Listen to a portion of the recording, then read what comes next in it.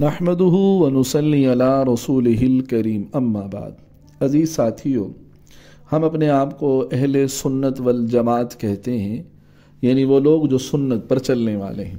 اور آپ علیہ الصلوۃ والسلام نے فرمایا علیکم بسنتی وسنت الخلفاء الراشدین المہدیین، کہ تم میری سنت کو لازم پکڑو اور میرے خلفاء راشدین کی سنت کو لازم پکڑو۔ حدیث میں آتا ہے فمن رغب عن سنتی فلیس منی، جس نے میری سنت سے اعراض کیا وہ ہم میں سے نہیں۔ اور فمن احب سنتی فقد احبنی ومن احبنی کان معی فی الجنہ، فرمایا جو میری سنت سے محبت کرتا ہے وہ مجھ سے محبت کرنے والا ہے، اور جو مجھ سے محبت کرتا ہے وہ جنت میں جائے گا۔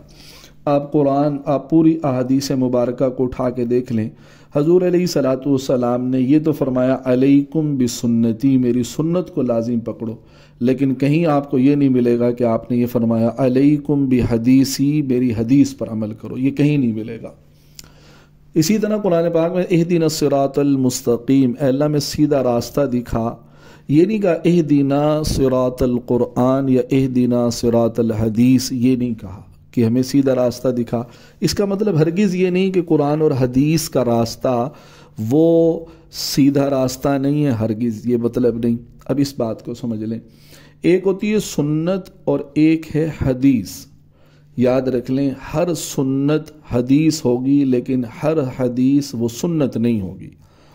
ہمیں حضور نے سنت پر عمل کرنے کے لیے اسی لیے کہا۔ یاد رکھ لیں، حدیث جو ہے وہ منسوخ بھی ہوتی ہے لیکن سنت کبھی منسوخ نہیں ہوتی۔ حدیث ضعیف بھی ہوگی لیکن سنت کبھی ضعیف نہیں ہوگی، ٹھیک ہے۔ اسی طرح حدیث جو ہے وہ ضروری نہیں کہ وہ قابل اتباع ہو یا قابل عمل ہو، لیکن سنت قابل عمل بھی ہوگی اور قابل اتباع بھی ہوگی، ٹھیک ہے۔ حدیث کے لیے ضروری نہیں کہ وہ متواتر ہو، لیکن سنت متواتر ہوتی ہے۔ ایک مسئلے میں آپ کو دو تین حدیثیں بھی ملیں گی، ٹھیک ہے، حدیثوں کا تضاد بھی مل جائے گا، ٹھیک ہے، لیکن یاد رکھیں عزیز ساتھیو، سنت کے اندر ایک سنت کے مقابلے میں دوسری سنت نہیں ہوگی، ٹھیک ہے، اور نہ ہی سنتوں میں تضاد ہوگا، ٹھیک ہے۔ حدیث کسے کہتے ہیں اور سنت کسے کہتے ہیں، اس کو تھوڑا سا سمجھ لیں۔ حدیث کہا جاتا ہے آپ صلی اللہ علیہ وسلم کے قول جو آپ نے فرمایا، فعل جو آپ نے کیا، یا تقریر کسی صحابی نے کوئی عمل کیا اور حضور نے اس کو منع نہیں کیا۔ جیسے حضرت خالد بن ولید رضی اللہ عنہ گوہ لے کر آئے تو آپ علیہ الصلوۃ والسلام نے انہوں نے گوہ کھائی تو آپ نے ان کو منع نہیں فرمایا، ٹھیک ہے۔ اور یہ جو ہے نا، اس کو کیا کہتے ہیں، تقریر۔ تو حدیث کہا جاتا ہے آپ صلی اللہ علیہ وسلم کے قول کو، فعل کو اور تقریر کو، اور بعض حضرات نے آپ صلی اللہ علیہ وسلم کے حلیہ مبارک کو بیان کرنا، اس کو بھی حدیث کہا ہے، ٹھیک ہے۔ اب ہر حدیث سنت نہیں ہوگی، یہ یاد رکھ لیں۔ اب مثال کے طور پہ حدیث کے اندر آتا ہے کہ آگ پر پکی ہوئی چیز کھانے سے وضو ٹوٹ جاتا ہے۔ اب یہ وضو ٹوٹنے کا ذکر حدیث میں ہے، ٹھیک ہے، لیکن سنت نہیں ہے، ٹھیک ہے، حدیث کے اندر آتا ہے، ٹھیک ہے۔ اچھا، اسی طرح آپ صلی اللہ علیہ وسلم نے 9 بیویاں رکھی ایک وقت کے اندر، ویسے 11 بیویاں تھیں، تو آپ علیہ الصلوۃ والسلام کا 9 بیویاں ایک وقت میں رکھنا یہ حدیث کے اندر آتا ہے، ٹھیک ہے، لیکن یہ سنت نہیں ہے۔ سنت ہمیں جو کہا گیا وہ 4 سے زائد ہم بیویاں نہیں رکھ سکتے، ٹھیک ہے۔ اسی طرح حضور علیہ الصلوۃ والسلام تشریف لائے اور آپ نے اپنی نواسی امامہ بنت العاص رضی اللہ تعالی عنہا کو آپ نے اٹھا کر نماز پڑھائی۔ اب یہ حدیث کے اندر موجود ہے لیکن یہ سنت نہیں ہے، ٹھیک ہے۔ اب ظاہر ہے کہ اگر ان کے اوپر ہم عمل کریں تو پھر ہر ایک کو بچہ جو ہے نا وہ اٹھا کے لانا پڑے گا، ٹھیک ہے۔ اچھا، اسی طرح حدیث میں آتا ہے کہ آپ صلی اللہ علیہ وسلم نے جوتے پہن کر نماز پڑھائی ہے، ٹھیک ہے۔ اب یہ حدیث کے اندر موجود ہے لیکن جوتے پہن کر نماز پڑھانا یہ سنت نہیں ہے، ٹھیک ہے۔ اسی طرح بخاری کے اندر روایت ہے، اور یہ بھی جوتے پہن کر نماز پڑھنے کا تذکرہ بھی بخاری اور مسلم میں۔ اچھا، اسی طرح کھڑے ہو کر پیشاب کرنے کا تذکرہ بخاری مسلم دونوں میں، بیٹھ کر پیشاب کرنے کا تذکرہ بخاری میں ہے ہی نہیں، ٹھیک ہے۔ اب کھڑے ہو کر پیشاب کرنا عزیز ساتھیو یہ حدیث تو ہے لیکن سنت نہیں ہے، ہم نے سنت پر چلنا ہے، ٹھیک ہے. اب لوگ جو بار بار یہ کہتے ہیں جی حدیث دکھاؤ، جی حدیث دکھاؤ، ٹھیک ہے، بعض ہمارے دوست ہیں ہم ان کو کوئی چیز کہیں تو کہتے ہیں حدیث دکھاؤ.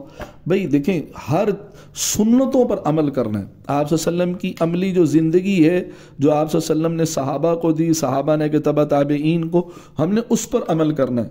ٹھیک ہے، یعنی سنت کو ہم نے، سنت وہ باتیں تھیں جن پر مسلمانوں کو عمل کرنا ہے، وہ سنت ہے. ٹھیک ہے، صرف جو ہے حدیث، اب حدیث کے اندر تو آتا ہے کہ بالغ لڑکے نے عورت کا دودھ پیا، تو بھائی پھر اس کا کیا مطلب ہے کہ ہم عورتوں کو، بالغ لڑکوں کو دودھ پلاتے نہیں. ٹھیک ہے، اب حدیث کے اندر آتا ہے کہ 16 ماہ تک حضور علیہ السلام نے بیت المقدس کی طرف رخ کر کے نماز پڑھا، تو کیا اب اس حدیث پہ عمل کرنے کے لیے 16 ماہ تک پھر ہمیں بیت المقدس کی طرف رخ نہیں کرنا پڑے گا؟ ٹھیک ہے. اسی طرح روایت کے اندر آتا ہے کہ آپ صلی اللہ علیہ وسلم نے 2 رکعتیں پڑھائی، 2 رکعتیں پڑھانے کے بعد سلام پھیر دیا. صحابہ نے پوچھا یا رسول اللہ، کوئی نماز کم ہوگی یا آپ بھول گئے؟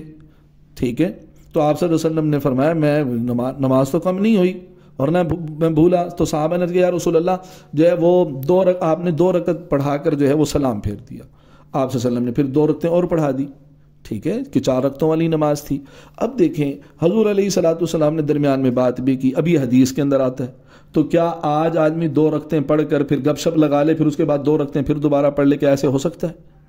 تو سنت الگ چیز ہے، حدیث ایک الگ چیز ہے. ٹھیک ہے، یہ یاد رکھیں. اب دیکھیں حدیث کے اندر کلی کرنا کیا ہے؟ سنت ہے. وضو کے اندر کلی کریں تو وہ سنت ہے. لیکن آپ صلی اللہ علیہ وسلم نے وضو کے بعد بعض ازواج سے جو ہے وہ آپ صلی اللہ علیہ وسلم نے ان کا بوسہ بھی لیا اور پھر نماز پڑھائی. اب یہ حدیث کے اندر تو آتا ہے. تو کیا اب اس کو ہم سنت کہیں گے کہ ہم روزانہ جو ہے پہلے وضو کریں، پھر جو ہے وہ گھرالی کا بوسہ لیں اور اس کے بعد آ کے پھر نماز پڑھائیں؟ ٹھیک ہے. اسی طرح حدیث کے اندر آتا ہے، بخاری شریف کی روایت ہے، باب الصلاۃ فی ثوب واحد. پورا باب حضرت امام بخاری نے باندھا ہے کہ ایک کپڑے کے اندر نماز پڑھنا. اور ہم تو 3 کپڑوں میں پڑھتے ہیں، شلوار قمیض بھی ہوتی ہے، بنین بھی ہوتی ہے. ٹھیک ہے، کئیوں نے تو جرابیں بھی پہنی ہوتی ہیں. تو اب مجھے بتائیں، اب ایک کپڑے کے اندر نماز پڑھنا اب یہ حدیث کے اندر آ رہا ہے اور پورا باب باندھا ہوا ہے، تو کیا مطلب ہے کہ پھر صرف شلوار پہن کر آئیں یا صرف قمیض پہن کر آ کے نماز پڑھائیں؟ تو اسی لیے بندے کو سوچ سمجھ کے وہ بات کرنی چاہیے، سوچنا چاہیے. ٹھیک ہے. اسی طرح کھڑے ہو کر پانی پینے کا تذکرہ، یہ بھی حدیث کے اندر آتا ہے کہ آپ صلی اللہ علیہ وسلم نے کھڑے ہو کر پانی پیا. ٹھیک ہے. تو بھائی یہ یاد رکھ لیں کہ ہم سنت پر چلتے ہیں. ٹھیک ہے. حدیث کے یہ ضروری نہیں ہے کہ ہر حدیث کے اوپر عمل کیا جائے، ہر حدیث قابل اتباع نہیں ہے، ہر حدیث قابل عمل نہیں ہے، لیکن ہر سنت قابل عمل ہوتی ہے. ٹھیک ہے.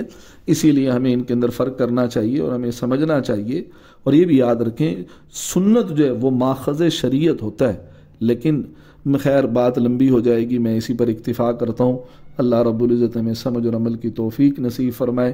تو بھائی حدیث اور جو ہے سنت کے اندر فرق ہے، تو ہمیں تھوڑا سا اس فرق کو سمجھنا چاہیے. اللہ عمل کی توفیق نصیب فرمائے. کسی کے ذہن میں کوئی سوال ہو تو بلا تکلف آپ مجھ سے کر لیا کریں. جزاک اللہ.